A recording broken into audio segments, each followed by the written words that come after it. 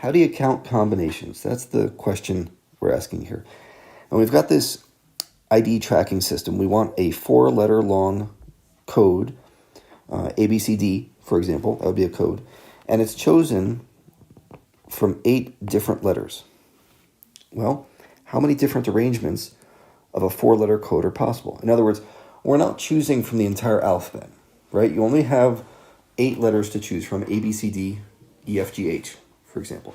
And I want to know how many different ways could I arrange that into a code if no repeat letters are allowed. Well, there's formulas for this sort of thing, and I want to ignore those. I just want to talk about the logic of the problem.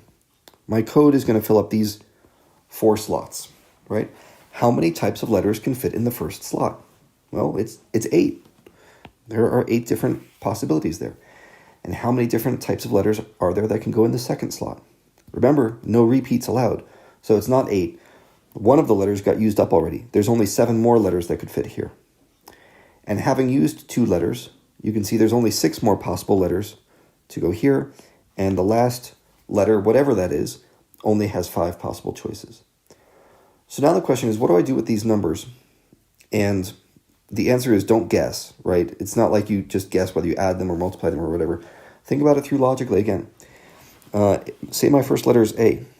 How many ways are there, if you just cover up this stuff for a moment, how many different combinations are there that have the letter A at the beginning? Well, you could have AA, right? There's AB, AC, AD, AE, AF, AG, and AH. Those are the, which one of these doesn't work? Right? No repeats allowed. Okay, so you have 7 possibilities to go in the second slot, and that was A in the first slot. So you see, even if I pick just the letter A, I've still got 7 choices left. So in other words, 1 times 7. And don't forget, the first slot could also be B, C, D, E, F, G, or H. You've got 8 options there.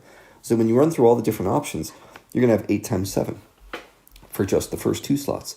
And the pattern is going to continue. You're going to have 8 times 7 times 6 times 5. There are a lot of ways you could make a 4-letter code out of 8 letters. You multiply those all together, you're going to get something like 1,680.